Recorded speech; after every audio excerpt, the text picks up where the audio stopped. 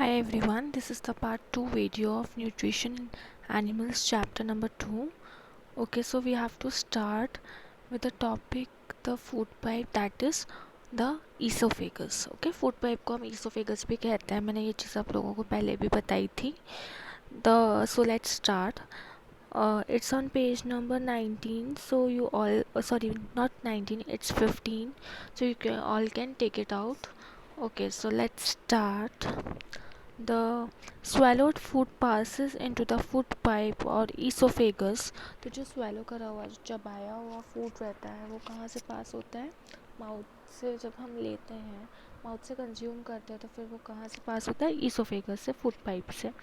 The food pipe runs along the neck. तो food pipe कहाँ पे होती है?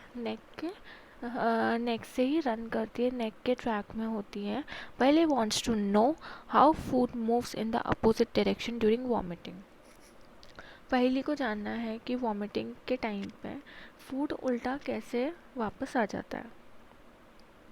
हम यहाँ पे फिगर 2.7 में देख सकते हैं कि फूड है और इसोफेगस भी दिया हुआ है और स्टमक भी दिया हुआ है. तो ये फूड पाइप जो होता है वो स्टमक से कनेक्टेड होता है, माउथ और स्टमक को कनेक्ट करता है. And runs along the neck and the chest. तो जो ईसोफेगस होता है चेस्ट और नेक से रन करता है. Food is push down by the movement of wall of the food pipe. तो फूड किससे पुश डाउन होता है? जो वॉल होती है फूड पाइप की, उसकी वजह से पुश होता है. Actually this movement takes place throughout the alimentary canal and pushes the food downwards. तो ये पूरा जो पुश डाउन वाला सिस्टम रहता है वो पूरी एलिमेंट्री कैनाल में जाता है, क्योंकि हमेशा डाउन ही पुश होगा, कभी भी ऊपर पुश नहीं होता जब भी फूड डाइजेशन के लिए जाता है. So, at times the food is not accepted by our stomach and is vomited out. Recall the instances when you vomited after eating and think of the reason for it. Discuss with your parents and teacher. कभी कभी क्या होता है, आप लोग ज़्यादा खा लेते हो, कैपेसिटी से ज़्यादा खा लेते हो, तो कोई भी चीज़ में आप कैपेसिटी से ज़्यादा डालते हो तो वो क्या होता है, वो ओवरफ्लो कर जाता है. बट जो ओवरफ्लो करता है वही वॉमिटिंग होता है. तो जो एक्सेप्ट नहीं हो पाती चीज़ें वो वॉमिटिंग होती है.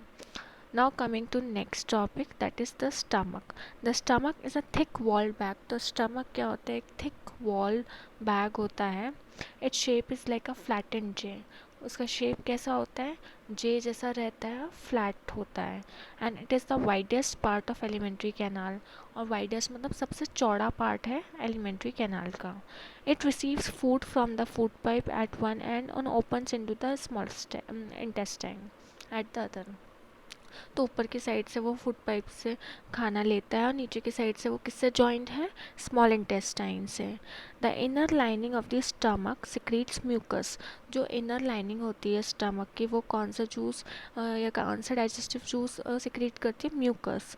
और म्यूकस भी करती है, हाइड्रोक्लोरिक एसिड भी करती है. हाइड्रोक्लोरिक एसिड को हम HCl बोलते हैं. एंड अलग अलग कुछ और डाइजेस्टिव जूसेस भी करती है. मैंने आपको बताया था कि जो डाइजेस्टिव जूसेस होते हैं वो हमारे डाइजेशन में हेल्प करते हैं, फूड के डाइजेशन में हेल्प करते हैं. The mucus protects the lining of the stomach. और म्यूकस प्रोटेक्ट करती है लाइनिंग ऑफ द स्टमक को. The acid kills many bacteria that enter along with the food. तो जो एसिड होता है, एसिड का रोल क्या होता है? एसिड का रोल होता है कि जो भी अगर बैक्टीरिया वगैरह है वो जो खाने के साथ अंदर चले गए हैं हमारे स्टमक के, उसको किल करना. Okay. Along with the food, and makes the medium in the stomach acidic and helps the digestive juices to act. तो स्टमक के मीडियम को एसिडिक बनाना और डाइजेस्टिव जूसेस को एक्ट करने के लिए हेल्प करना. The digestive juices break down the proteins into simpler substances. तो जो डाइजेस्टिव जूसेस होते हैं उसको ब्रेक डाउन करते हैं, प्रोटीन्स को ब्रेक डाउन करते हैं सिंपलर सब्सटेंस में. The small intestine. The small intestine is highly coiled and is about 7.5 meters long. इसका नाम तो है small intestine, but ये इतनी ज़्यादा coiled मतलब घूमी हुई और ऐसे प्लेस करी हुई है हमारे मतलब जो पेट में, स्टमक में. इसकी टोटल लेंथ कितनी है? 7.5 metres. You can underline it, it's very important. Questions आते हैं कि what is the length of the small intestine, so you have to write 7.5 meters. It receives secretions from the liver and pancreas. तो ये receive करते हैं secretion liver और pancreas में से। Besides it's wall also secrete juices, और इसके अलावा इसकी जो वॉल है वो भी सिक्रीट करती है juices. The liver is a reddish brown gland situated in the upper part of the abdomen on the right side. जो लिवर होता है वो रेडिश ब्राउन कलर का होता है, जो largest gland of the body है, हमने पढ़ा हुआ है पहले भी, छोटे से पढ़ते हुए आते हैं, और ये right side of the upper part of the abdomen में होता है। It is the largest gland in the body, जो मैंने अभी बताया। अंडरलाइन कर लो, it's the definition of liver. It secretes bile juice that is stored in a sac called the gall bladder. The bile plays an important role in the digestion of fats. तो underline इन bile किसको digestion help करता है? Fats को। The pancreas is a large cream-colored gland located just below the stomach. तो pancreas just stomach के below रहती हैं and cream coloured रहती है वो। The pancreatic juice acts on carbohydrates, fats and proteins. जो पैनक्रियाटिक जूस होता है वो तीनों पे काम करता है, तीनों को डाइजेस्ट करने में हेल्प करता है, carbohydrates, fats and proteins, and changes them into simpler form, और उनके सिंपलर फॉर्म्स में चेंज कर देता है। Okay, coming to blue box. The working of the stomach was discovered by a strange accident. Stomach का जो working था वो strange accident के accident में पता चला था, उसकी discovery हुई थी। In 1822, a man named Alex Saint Martin was badly hit by a shotgun. तो जो एलेक्स सेंट मार्टिन है उनको शॉटगन से बैडली हर्ट हुआ था स्टमक के उधर ही। The bullet had seriously damage the chest wall and made a hole in the his stomach. तो उनके स्टमक में होल कर दिया था। He was brought to an American army doctor Williams बिमाउंट।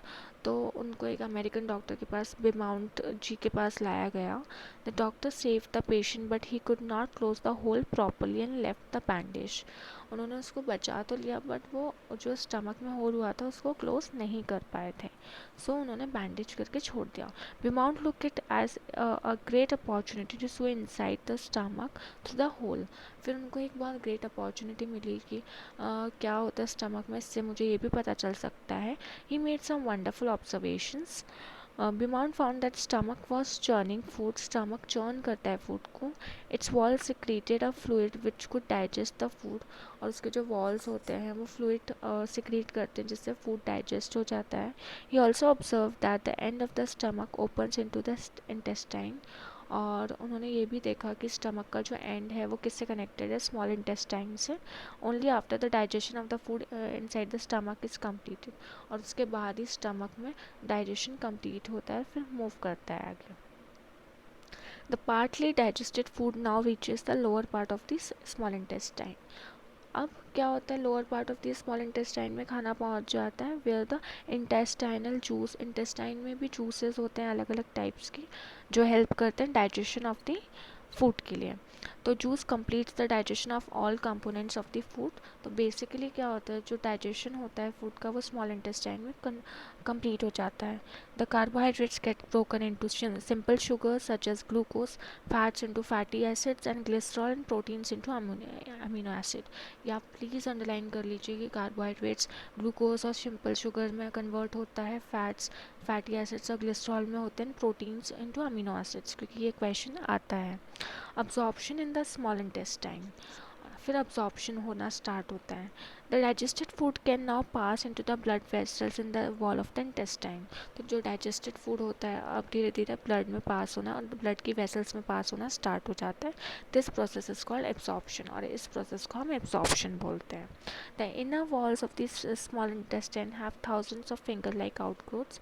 जो इनर वॉल है, फिंगर लाइक इनर वॉल है small intestine की, उसमें फिंगर लाइक प्रोजेक्शंस होते हैं जिसको हम विलाय बोलते हैं, और वो बहुत ज़्यादा सरफेस एरिया बढ़ा देती है जिससे एब्जॉर्प्शन बहुत ज़्यादा होता है, और ज़्यादा से ज़्यादा एब्जॉर्प्शन होगा तो ज़्यादा से ज़्यादा एनर्जी मिलेगी हमको। Can you guess what the role of villi could be in the intestine? The villi increase the surface area for the absorption of the digested food. जैसा कि अभी मैंने आपको बताया कि डाइजेस्टेड फूड का जो एब्जॉर्प्शन होता है वो इसके एरिया बड़ा होने की वजह से ज़्यादा होता है, उसकी वजह से हमको ज़्यादा एनर्जी मिलेगी। Each villi has a network of thin and small blood vessels close to its surface, और विलाय जो होता है उससे कनेक्टेड होते हैं कैपिलरीज, थिन वेसल्स होते हैं। The surface of the villi absorbs the digested food materials, जो सरफेस होता है विलाई को एब्जॉर्ब कर लेता है digested food.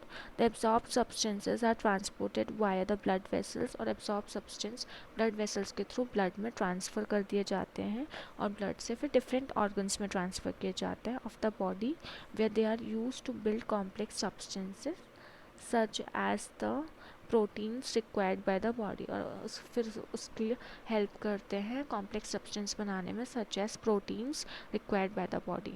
This is called assimilation. In the cells glucose break down with the help of, और इस प्रोसेस को जो बोलते हैं हम उसको एसिमिलेशन बोलते हैं। In the cells glucose break down with the help of the oxygen into carbon dioxide and water. Cells में जो ग्लूकोज होता है उसको ब्रेक डाउन करते हैं ऑक्सीजन की हेल्प से कार्बन डाइऑक्साइड और वाटर में, and energy is release. The food that remains undigested and unabsorbed enters into the large intestine. जो खाना अनडाइजेस्टेड और अनअब्सॉर्ब रह जाता है फिर वो पास होता है लार्ज इंटेस्टाइन में। Large intestine. The large intestine is wider and shorter than small intestine. It is about 1.5 meter in length. तो large intestine wider और shorter है और 1.5 मीटर लॉन्ग है लेंथ में। तो इसको भी आप अंडरलाइन कर लो क्योंकि इसका भी क्वेश्चन आता है कि what is the length of the large intestine.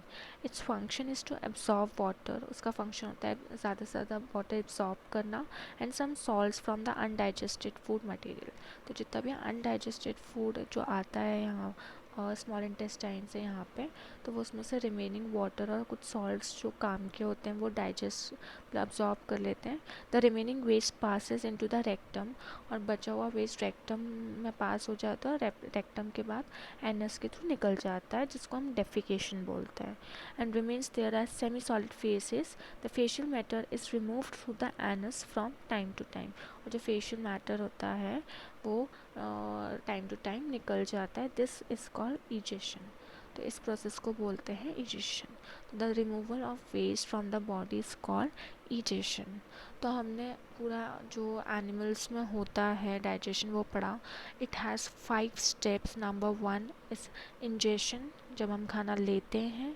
Then is digestion, then absorption, then assimilation and then egestion. It's very important, step by step आप पढ़िए इसको। और इसमें ये क्वेश्चन भी बनता है explain the steps of digestion in animals. तो आपको ये सारी चीज़ें लिखनी रहेंगी और एक्सप्लेन भी करनी रहेंगी, तो ये आपको अच्छे से पढ़नी है। Coming to last topic of the chapter, that is digestion in grass eating animals. Grass eating animals कौन होते हैं? Herbivorous, क्योंकि there are 3 types of animals होते हैं जो सिर्फ grass खाते हैं या grass products या plant products खाते हैं, that is called herbivorous। जो सिर्फ other animal का flesh खाते हैं, flesh eating animals, उसको बोलते हैं हम carnivorous। और जो दोनों plant products और flesh दोनों खाते हैं, that is called omnivorous। Have you observed cows, buffaloes and other grass-eating animals chewing continuously even when they are not eating? तो आप लोगों ने और मैंने भी देखा है, आप लोगों ने पता नहीं देखा होगा कि नहीं देखा होगा, और नहीं देखा होगा तो प्लीज़ आप ऑब्ज़र्व ज़रूर करें। जितने भी बफेलोज़ और ग्रास ईटिंग एनिमल्स होते हैं, जब वो नहीं खा रहे होते हैं तब भी वो अपना जो माउथ होते हैं वो चलाते रहते हैं। वो ऐसा क्यों होता है वो हम अभी पढ़ते हैं। Actually they quickly swallow the grass and store it in a part of the stomach called rumen. तो वो जो ग्रास वगैरह खाते हैं वो फटाफट स्वेलो करके एक रूमेन पार्ट में स्टोर कर लेते हैं। Here the foods gets partially digested and is called cud. और यहाँ पे फूड थोड़ा सा डाइजेस्ट होके डाइजेस्ट हो जाता है, पार्शियली डाइजेस्ट होता है, जिसको हम कर्ड बोलते हैं। तो partially digested food in grass eating animals is known as cud. But later the cud returns to the mouth, और फिर थोड़े टाइम बाद कर्ड वापस माउथ में आ जाता है और फिर वो वापस से उसको जो लम्प्स रहते हैं उसको च्यू करते हैं और फिर वापस से डाइजेशन होता है और फिर रिमेनिंग जितना बचा हुआ डाइजेशन होता है फिर वो हो जाता है। Gut returns to the mouth in small lumps and animal chews it. This process is called rumination, और इस process को हम बोलते हैं rumination. And the animals are called ruminants, और animals को हम क्या बोलते हैं? ruminants. The grass is rich in cellulose. तो grass के अंदर cellulose होता है जो एक टाइप का कार्बोहाइड्रेट होता है, and humans can not digest it. उनमें ऐसा कोई फीचर नहीं होता जिससे हम सेल्यूलोज को डाइजेस्ट कर सकें. In ruminants like cattle, deer, bacteria present in rumen. Rumen के अंदर एक बैक्टीरिया होता है, helps in digestion of cellulose, जो ह्यूमन्स के अंदर नहीं होता. That's why we are not able to digest the cellulose. Many animals, including humans, cannot digest cellulose. Animals like horses, rabbit have a large sac-like structure called cecum between the esophagus and the small intestine. The cellulose of the food is digested here by the action of certain bacteria, which is not present in humans. तो cecum कहाँ होता है? उनका sac like structure होता है जो esophagus और small intestine के बीच में होता है. And ruminants के अंदर 4 chambers होते हैं. जो उनका digestive part होता है ना, उसमें 4 chambers होते हैं. So far you have learnt about animals which possess the digestive system, but there are many small organisms which do not have a mouth and a digestive system. Then how do they acquire and digest food? तो कुछ कुछ animals और like organisms होते हैं जिनका proper digestive system नहीं होता, फिर भी वो food को कैसे swallow कर लेते हैं और digest कर लेते हैं. In the section below you will learn another interesting way of food intake. Okay. Sometimes you may have experienced the need to pass watery stool frequently. कभी कभी हमें watery stool pass होता है. This condition is known as diarrhea. इस condition को हम diarrhea बोलते हैं. It may be caused by an infection. ये infection के वजह से, जैसे हमको कभी कभी food poison और हम गलत खाना खा लेते हैं तो हो जाता है. Food poisoning or indigestion. It is very common in India, particularly among children. Under severe condition, it can be fatal. This is because of the excessive loss of water and salts from the body. Fatal भी हो सकता है because excessive water और salts अगर loss हो जाते हैं body में से. Diarrhea should not be neglected. Diarrhea को हमें neglect नहीं करना चाहिए. Even before a doctor is consulted, the patient should be given plenty of boiled and cooled water with a pinch of salt and sugar dissolved in it. This is called oral rehydration solution, ORS. Oral rehydration solution उसको बोला जाता है. Okay, coming to last part, feeding and digestion in amoeba. Amoeba एक unicellular organism होता है जिसका कोई digestive system नहीं होता, प्रॉपर ऑर्गन्स नहीं होते. Amoeba is a microscopic single cell होता है, उसमें single cell organism found in pond water. Amoeba has a cell membrane, a rounded dense nucleus and many small bubble like vacuoles in its cytoplasm. Amoeba constantly changes its shape and position, और amoeba हमेशा अपना position और shape change करता रहता है. It pushes out one or more finger like projection called pseudopodia. तो वो अपना बाहर पुश करता है, सूडोपोडिया फिंगर लाइक प्रोजेक्शन होता है जिसको हम फॉल्स फीट बोलते हैं, जो अमीबा का होता है. और it helps in the movement and capture of food. Pseudopodia ही कैप्चर करने में हेल्प करता है फूड को. Amoeba feeds on some microscopic organisms. Amoeba feed करता है कुछ कुछ माइक्रोस्कोपिक ऑर्गेनिजम्स पर. When it senses food it pushes out pseudopodia. जैसे इसको लगता है उसके आसपास फूड है, वो अपना सूडोपोडिया को पुश कर देता है बाहर around the food particle and engulf it, and pseudopodia उसको एनगल्फ कर लेता है. The food becomes trapped in the food vacuole. और फूड कहाँ ट्रैप हो जाता है? फूड वैक्यूल में. Digestive juices are secreted in the food vacuole. और फूड वैक्यूल के अंदर ही अलग अलग डाइजेस्टिव जूसेस होते हैं जो डाइजेस्ट करने में हेल्प करते हैं. They act on the food and break it down into simpler substances. Gradually the digested food is absorbed. इसी तरह से डाइजेस्ट होता है फूड और एब्जॉर्ब होता है. The absorb substances are use for growth, maintenance and multiplication. जो absorb substance होते हैं वो हेल्प करते हैं मेंटेनेंस में, मल्टीप्लिकेशन में और ग्रोथ में. The undigested residue of the food is expelled out by the vacuole. दो वेस्टेड चीज़ होती है, अनडाइजेस्टेड फूड होता है, वो फूड वैक्यूल के थ्रू बाहर निकल जाते हैं. इस प्रोसेस को हम ईजेशन बोलते हैं. The basic process of digestion of food and release of energy is the same in all animals. तो बेसिक जो प्रोसेस होती है वो सारे एनिमल्स में सेम होती है, बस उनका तरीका अलग होता है। किसी में डाइजेस्टिव सिस्टम होता है डाइजेशन के लिए और किसी किसी में नहीं होता। In a later chapter you will learn about transport of food absorb by intestine to the various parts of the body, और नेक्स्ट कुछ चैप्टर्स में आप उसका ट्रांसपोर्ट पढ़ोगे। Here we complete our chapter. I hope आप सबको समझ में आया होगा. In the part 3 video, I will be discussing the keywords and the exercises. So guys, read thoroughly. It's very important. It's a basic. तो आपको ये अच्छे से पढ़ना पड़ेगा और इसमें बहुत सारे क्वेश्चंस बनते हैं, तो इन बिटवीन से आप ज़रूर प्रिपेयर करिएगा. आई ट्राई कि मैं इन बिटवीन से भी क्वेश्चंस पुट अप करूँ, वीडियो पुट अप करूँ. So thank you guys for watching it. मैं अपना नेक्स्ट वीडियो के साथ जल्दी आपके साथ मिलती हूँ.